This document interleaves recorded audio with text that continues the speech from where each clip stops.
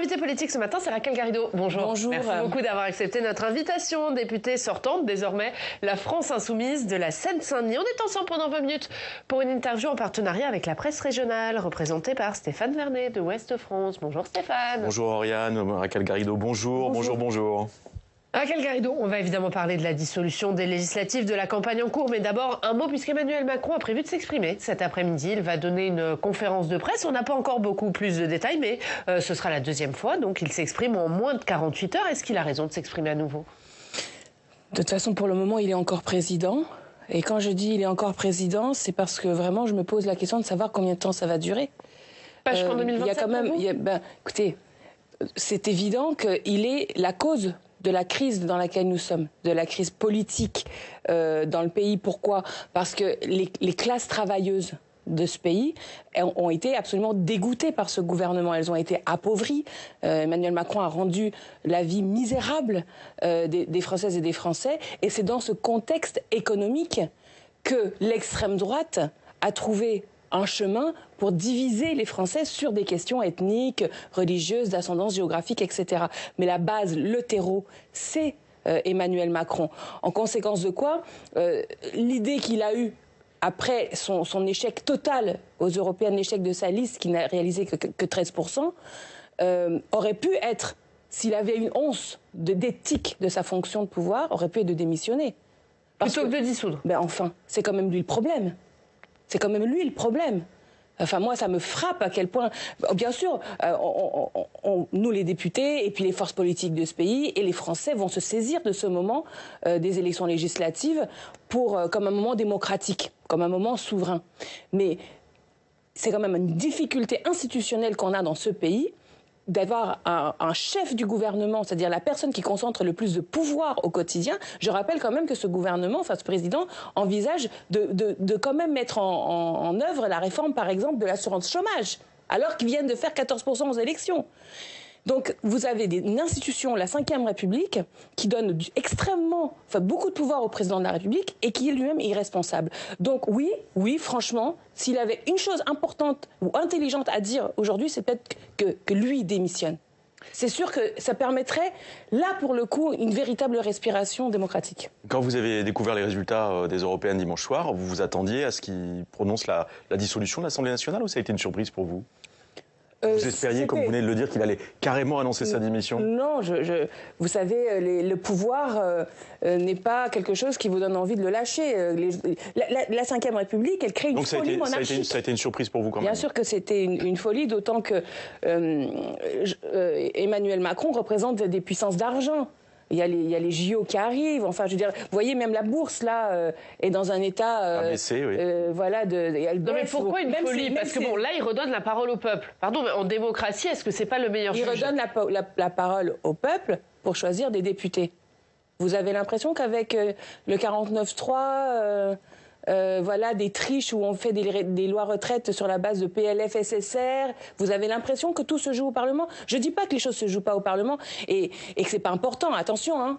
Je pense que c'est très important et que le fait que la NUPES ait réalisé un score de 26% en 2022, mettant Macron minoritaire à l'Assemblée nationale, a été un point de démocratisation de ce pays qu'il faudra d'ailleurs approfondir. C'est tout l'enjeu du 30 juin. C'est de créer ce contre-pouvoir parlementaire à la concentration du pouvoir exécutif. D'ailleurs, ça doit être la marque de fabrique, je crois, de ce Front populaire qui est en train de naître. C'est que nous sommes du côté de la démocratie parlementaire contre une concentration monarchique du pouvoir. Ça va être, je pense, quelque chose de très important parce que les Français savent bien, hein, ils ont fait la manifestation contre les lois retraite, des millions de personnes dans la rue, 93% des Français contre Emmanuel Macron et il a quand même maintenu sa loi.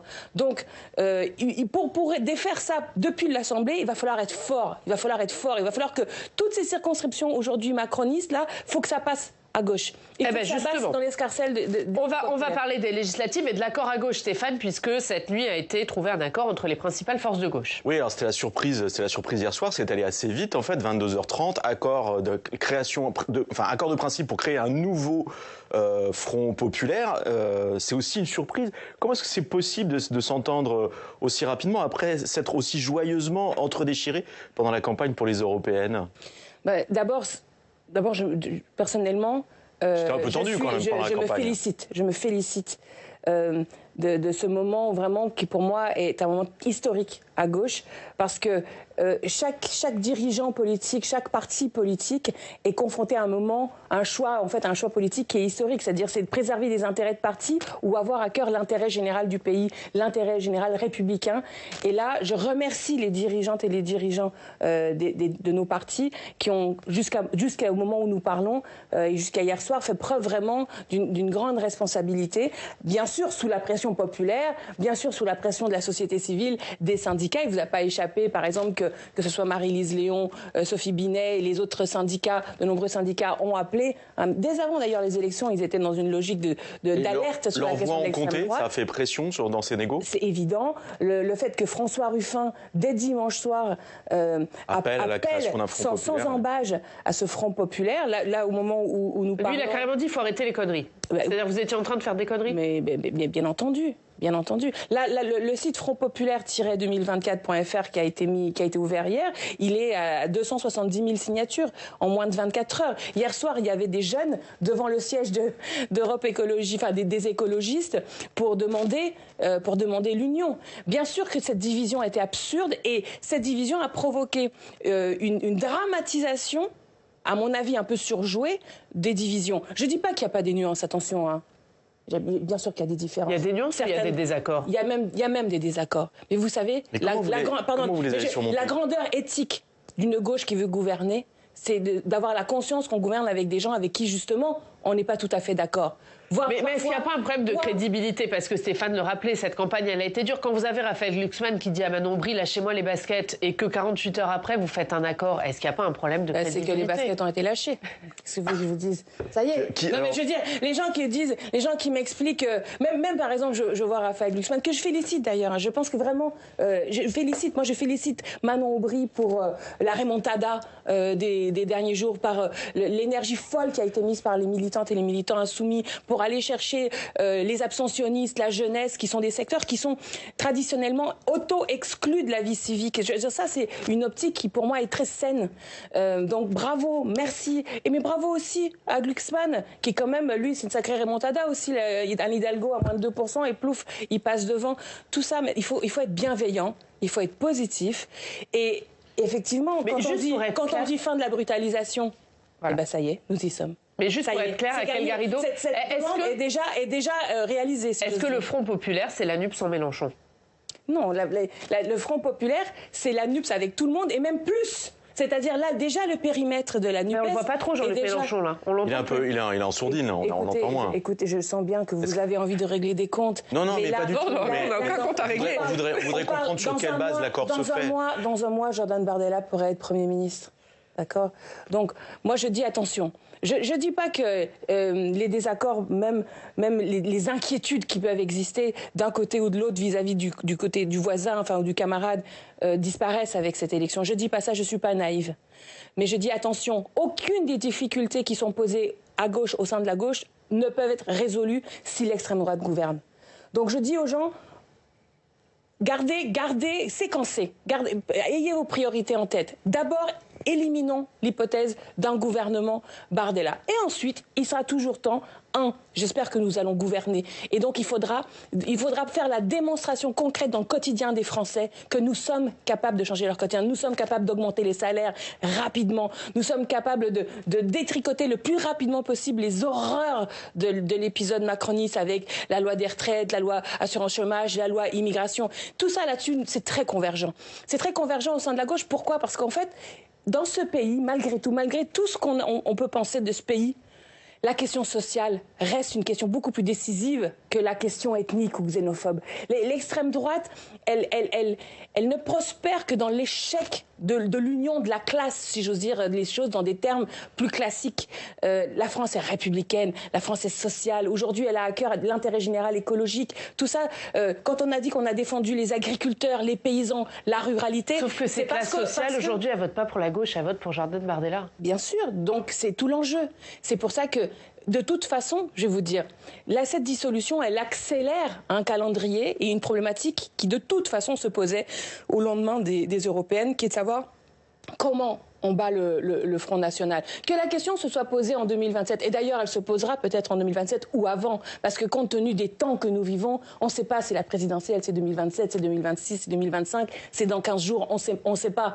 Hein. J'imagine que pendant les JO, il y aura une petite trêve, quand même. J'imagine. Mais le lendemain de la fin des Paralympiques, la bagarre reprend dans ce pays. Et donc, c'est la bagarre des consciences. Il faut que nous, la gauche, les écologistes, le mouvement social, les jeunes, mais aussi, il faut avoir... faut reconnaître qu'on est en retard dans la ruralité, que dans la ruralité, dans les petites villes de ce pays, moi je pense au sud de la France, la gauche a pris trop de retard. Il faut qu'elle se remette en cause aussi.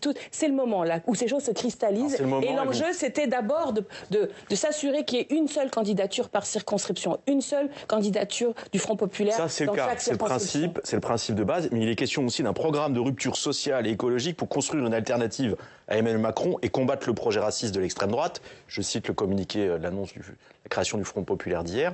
Ce programme, il reste à définir. Il vient d'où? Ce sera quoi? Est-ce que vous allez ressortir ce sera une simple ressucée du programme de la NUPES de 2022 ou complètement autre chose?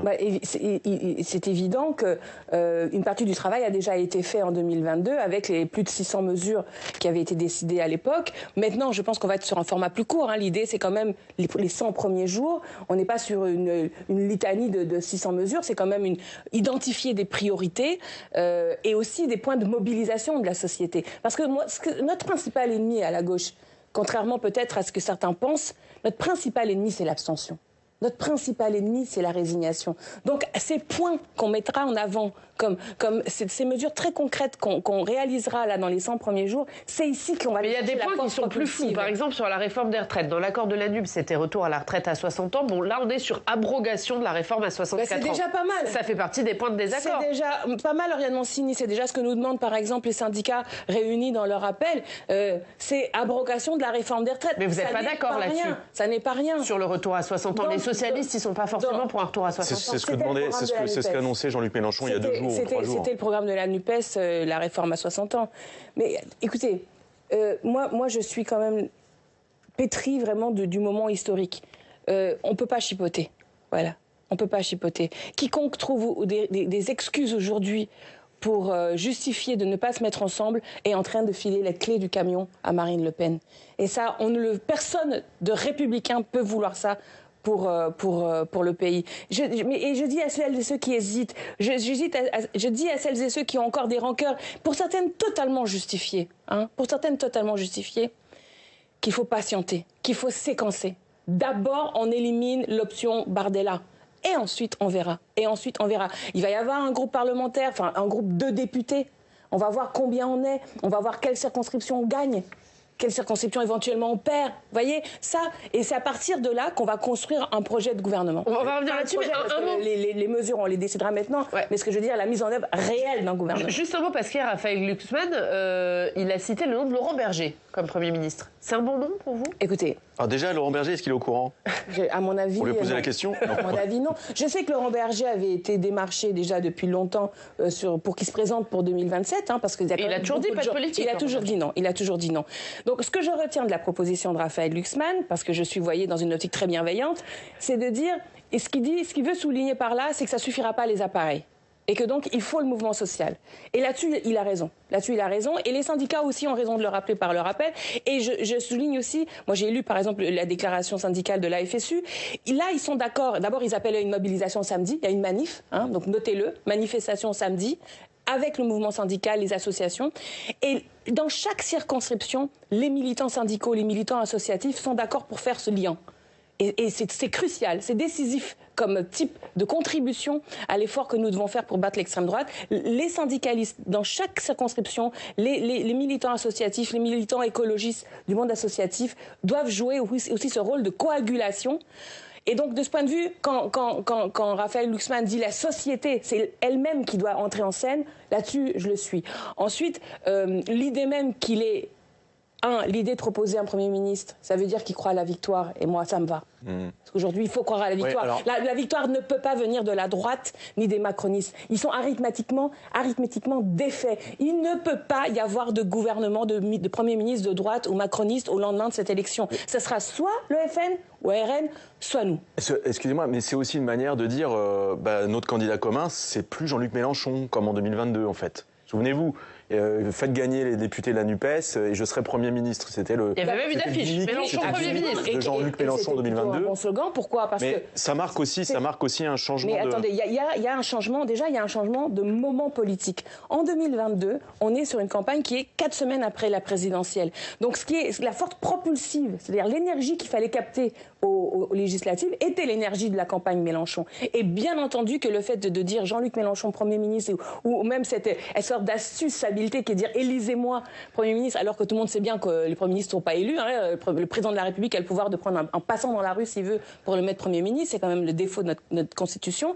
Mais à l'époque, ça faisait sens parce que justement, c'était une continuité de ce moment de forte politisation qu'est une présidentielle. Nous ne sommes plus dans cette séquence. Nous ne sommes pas dans une séquence présidentielle. Nous ne sortons pas d'une campagne de politisation avec la présidentielle. Donc, il n'y a pas lieu d'aller chercher des figures qui viendraient de la période présidentielle.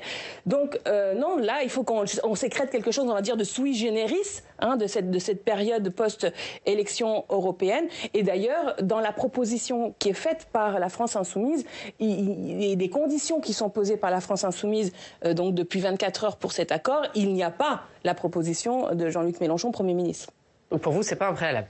Même si vous gagnez le 7 juillet, vous ne demanderez pas que Jean-Luc Mélenchon soit Premier ministre. La France Insoumise n'a pas proposé concrètement le nom de Jean-Luc Mélenchon comme Premier ministre. Est-ce que vous êtes candidate à votre réélection ? Bien entendu. Vous savez, nous, on a arraché, à Drancy, on a arraché cette circonscription avec les dents.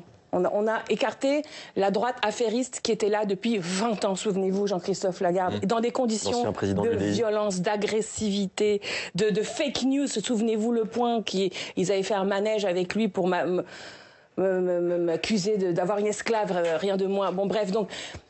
les militantes et les militants de gauche dans ma circonscription, que ce soit Bobigny, Drancy, Le Bourget, sont déjà très ensemble depuis 2 ans. Parce que, évidemment, on craint toujours le retour de cette droite affairiste, de l'extrême droite également. Dans ma circonscription et en Seine-Saint-Denis, je prime les auditeurs de le penser. Ceux qui pensent que l'extrême droite n'existe pas en Seine-Saint-Denis. Vous regardez la Seine-Saint-Denis un peu à la jumelle. Chez moi, c'est 22% le RN. Il y aura un second tour entre moi et le RN chez moi. Donc il faut faire attention à ça. La Seine-Saint-Denis, je me permets de rappeler que c'est le département qui a le plus voté en faveur de la liste Manon Aubry dimanche. Bien sûr. Au niveau national. 37,13% et bravo pour la liste LFI. Et bravo aux militants insoumis, bravo aux habitants. Donc vous êtes quand même dans un terrain qui vous est plutôt très favorable. Oui, mais je vous répondais à la question par rapport à ma circonscription. Si vous voulez, moi, ma circonscription, elle était réputée ingagnable. Et avec le maire de Bobigny, Abdel Sadi, que je remercie d'ailleurs pour son soutien, parce que là, il a d'ores et déjà dit on y va avec Raquel Garrido. Mon suppléant, c'est José Moury, qui est le premier adjoint de la ville de Bobigny. Donc là, vous n'êtes pas inquiète pour votre élection? Mais bien sûr que je suis inquiète. De toute façon, tout le monde doit être inquiet. La situation dans ce pays est extrêmement volatile. Et la division de la gauche, toute division de la gauche pourrait dégoûter les gens de venir aux urnes. Là, je pense que vous n'imaginez pas ce que c'est pour un Français racisé, un Français d'ascendance immigrée, ce que ça veut dire, ce résultat de dimanche soir. En fait, ça vous envoie le message que vous n'êtes pas aimé, que certains disent vous n'êtes pas vraiment français. Qu'est-ce que ça produit, ça? Ça peut produire une grande apathie. Vous avez lu le livre « La France, tu l'aimes mais tu la quittes ». C'est une réalité profonde dans le pays, ça. Les gens sont en train de se demander s'ils vont aller vivre en Espagne ou ailleurs, si leurs enfants sont en sécurité. Donc moi, je leur dis à ces habitantes et habitants de la Seine-Saint-Denis, c'est bien, on a fait des beaux scores, mais l'abstention est encore trop forte. Et donc, il va falloir que, personnellement, chaque citoyen s'engage. Engagez-vous à nos côtés. Venez soutenir cette campagne. C'est décisif. On peut tous ensemble refaire ce lien. Est-ce que tous les députés LFI sortants vont se représenter et seront réinvestis? J'imagine que oui. La campagne, d'abord, la campagne est très courte. Donc, c'est très compliqué de faire émerger des nouvelles personnes, d'engager des négociations sans fin, etc. Deuxièmement, je vous dis, les circonscriptions de gauche sont fragiles, sont en danger, notamment les circonscriptions dans le sud de la France, la ruralité, etc. Celui qui commence à dire « pas lui, pas elle », Alors, vous savez qu'il y a un nom notamment qui fait débat au sein de la NUP, hein, au sein même de la NUP, c'est celui d'Adrien Quatennens. Est-ce que pour vous, il doit être réinvesti? Écoutez, je ne veux pas entrer dans cette discussion à cette heure. J'ai dit...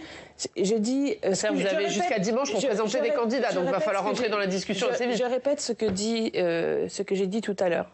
La question du patriarcat dans le pays, dans les partis. La question du machisme. La question des discriminations. De comment on fait émerger des Noirs et des Arabes dans nos partis. Comment on fait en sorte que les Juifs de gauche se sentent bien dans nos partis. Tout ça, tous ces sujets ne seront pas purgés là.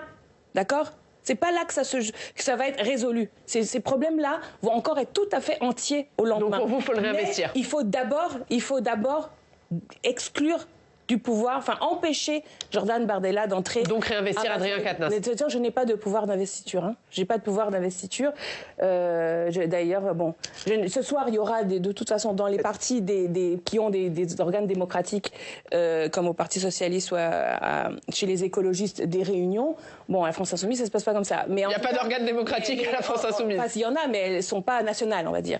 Donc du coup, là, j'ai pas moi de pouvoir militant, on va dire, d'adhérente sur les investitures. Mais ce que je sais, vous avez peut-être un avis. Ce que je sais, c'est que mon avis, c'est que là, tous les camarades députés doivent repartir en campagne, aller chercher leurs suppléantes et leurs suppléants pour repartir, ouvrir leur compte de campagne, nommer un mandataire financier, réunir des assemblées de circonscription pour débriefer ce résultat des élections européennes et bien discuter dans la société de ce que ça veut dire, associer les syndicats, les forces vives. Voilà, il faut y aller. Alors, est-ce que la dynamique que vous êtes en train de créer à gauche, elle n'est pas de nature à inspirer la droite? Est-ce qu'après la création d'un front populaire, on ne peut pas avoir un front de droite et d'extrême droite qui se forme avec des coalitions entre le Rassemblement national, Reconquête, les Républicains ou certains Républicains débauchés à l'Assemblée? Est-ce que ça, c'est quelque chose que vous redoutez ou pas? L'alliance entre l'extrême droite et la droite, c'est-à-dire en fait le fait que l'extrême droite fusionne avec les forces de l'argent, parce que le lien entre l'extrême droite, le lepénisme, on va dire. C'est quoi les forces de l'argent? C'est les forces économiques, c'est les ultra riches. L'extrême droite, faut pas s'y tromper, Ils sont contre l'augmentation des salaires. Ils sont contre l'augmentation des salaires. Depuis 2 ans, à chaque fois qu'on a parlé d'augmentation des salaires, ils disent non, surtout pas, il ne faut pas augmenter les salaires, ça déstabiliserait l'économie, etc. Donc, vous avez dans l'extrême droite des puissances qui veulent la fusion entre le système financier et l'extrême droite. C'est la marque de fabrique du zémourisme. Le zémourisme, c'est d'abord une droite bourgeoise, de sens aristocratique. Mais ma question, c'est aujourd'hui, est-ce que toutes ces droites peuvent s'entendre dans le cadre des législatives? L'alliance, la fusion totale de l'extrême droite avec les forces de l'argent, avec les forces antipopulaires, antisyndicales, anti-travailleurs, c'est le projet zémourien. Est-ce que des élus de droite républicaine oseront tenir tête à ce dispositif qui vient comme une toile d'araignée autour d'eux? Je l'espère. Je vous dis, je l'espère. Moi, je pense que parmi les députés de droite qui sont encore aujourd'hui à l'Assemblée nationale, je sais pas, je pense par exemple à un Le Fur en Bretagne, à un Pradier dans le sud de la France, s'ils sont encore dans l'Assemblée, s'ils ont survécu à la vague de juin 2022, c'est que leur électorat n'est pas d'extrême droite. Et il n'était pas macroniste non plus. Donc, est-ce qu'eux tiendront bon face à cette pression d'une sorte de rouleau compresseur d'aspiration, je dirais même carriériste aujourd'hui, parce que l'extrême droite, c'est le nouveau place to be si on veut faire carrière. Le nombre de gens qui se figurent qui vont être ministres ou secrétaires d'État ou sous-secrétaires d'État ou je ne sais quoi en allant faire des bisous à Jordan Bardella, je veux dire, c'est consternant. Il y a une déchéance morale de l'encadrement politique de ce pays. J'espère qu'il se trouvera des gens de droite pour y tenir bon. Merci Raquel Garrido.